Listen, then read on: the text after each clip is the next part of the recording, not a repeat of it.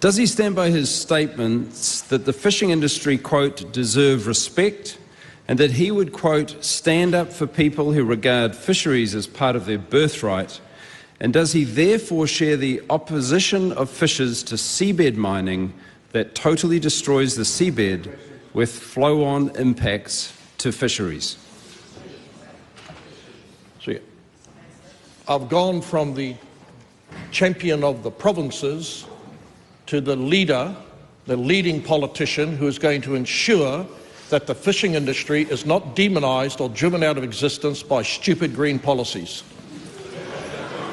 Mr. Speaker, I have a point of order on that response, please. A point of order, Stephen. The question was quite specifically about whether he shared the opposition of fishers to seabed mining that totally destroys the seabed with flow-on impacts to fisheries.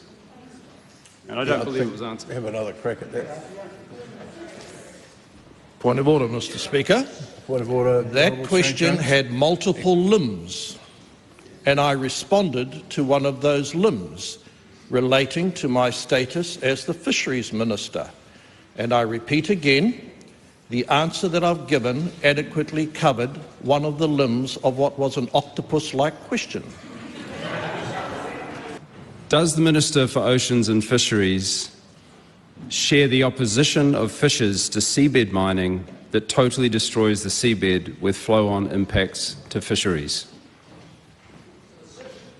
Speaker, there are some apocryphal, unfounded, dangerous assertions in that question.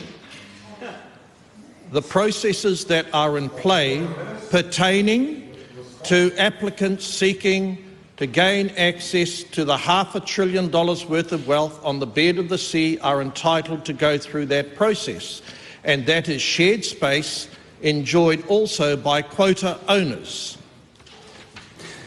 In the decision to cancel progress of the Kermadec sanctuary, did he consult with interested and impacted iwi, such as Ngāti Kuri, before making this decision? Honourable Chamber. The decision that the member refers to is a decision of the Cabinet. In terms of talking to the so-said iwi, it may involve me talking to myself. That is a decision endorsed by the entirety of the Cabinet, and it reflects the fact that nothing in the Kermadecs, Mr. Speaker, will change as a consequence of the overdue decision today, whether it's noddies on land or puffer fish at the sea. Does he support the view of the International Seabed Authority that it strongly recommend a pause on seabed mining until there is a clear understanding of the impacts of the industry that the industry may have on the marine environment, its living resources, and those dependent on them? Speaker. Honourable Shane Jones. Obviously, within our domestic jurisdiction, there are opportunities to excavate, extract and take rare earth seabed minerals necessary for the climate change journey. Are you speaking as there is also the New Zealand involvement in a working group under the UN dealing with high seas, international waters mining. The latter does not drive the former.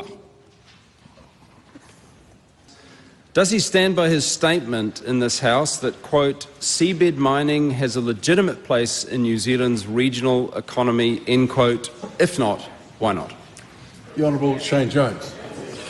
Mr. Speaker, yes, and given that GNS have provided information that the value of so-said seabed minerals is $500 billion, including phosphate in the Chathams and manganese nodules in the Kermadecs.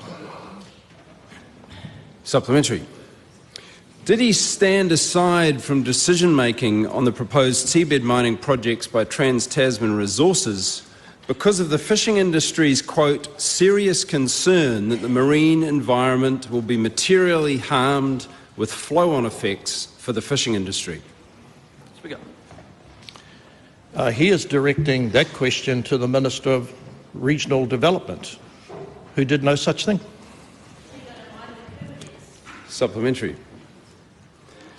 How does it contribute to the Taranaki region to allow an Australian mining company to suck 50 million tonnes of seabed each year for 35 years in a way that harms local fisheries and, in the mining company's own words, quote, totally destroys the seabed? Obviously, the matters pertaining to the application and the activity the member refers to are currently before a panel chaired by a retired High Court judge. The value of the principle of comity between Parliament and judicial processes should not be underestimated.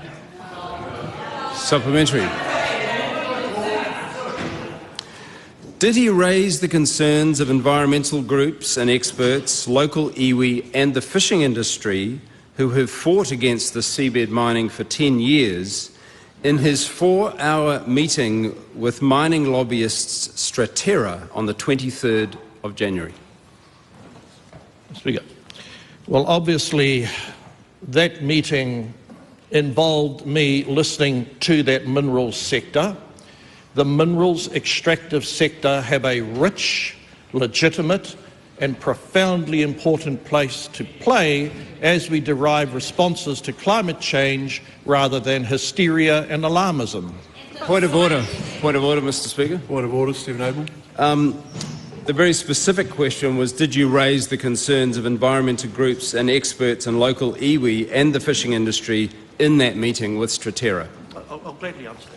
Well, we'll have another crack. I can confirm I did describe the behaviour of some of the pixie-like hapu and Taranaki as not reflective of true tikanga Māori. Embarrassing! Supplementary. Right on with. Can I ask the Minister as to whether he proposes to get a report into how he has been often described, always described in some cases, as being on the side of the fishing industry and now being opposed to it? Mr. Speaker, at one level, I am the champion of the fishing industry. I respect the constitutional role, Mr. Speaker, I hold because there are many stakeholders in that industry. At the other level, I am the promoter of responses through responsible utilisation of our mineral sector to derive sensible advances in relation to climate change actions that New Zealand will need to take, not the least of which minerals for electric bikes. Supplementary. Stephen Abel. Thank you. Further to your point about the importance of not interfering in judicial processes, does he think that it is appropriate to override the Supreme Court, the Environmental Protection Authority and all of New Zealand's environmental protection laws to fast-track destructive seabed mining? Speaker. Well, obviously the member, in the event that the member is referring to the fast-track legislation, it's in the House, it's before the Select Committee, and I encourage all New Zealanders, either private, public, to bring their concerns, bring their ideas and improvements. I don't want to hear from the galah over there, and that's an open process. Supplementary. Debbie Naruwapaka. Which activity will the government support of the Taranaki shore? Offshore wind energy or seabed mining? You cannot have both. Have a look at the permit. Yeah, look, the last part, don't do that with the last part of the question. It doesn't quite fit. The Honourable Shane Jones. I thank the member from Taranaki for that question, Mr. Speaker. She would know there's endless amounts of wind from that part of the country.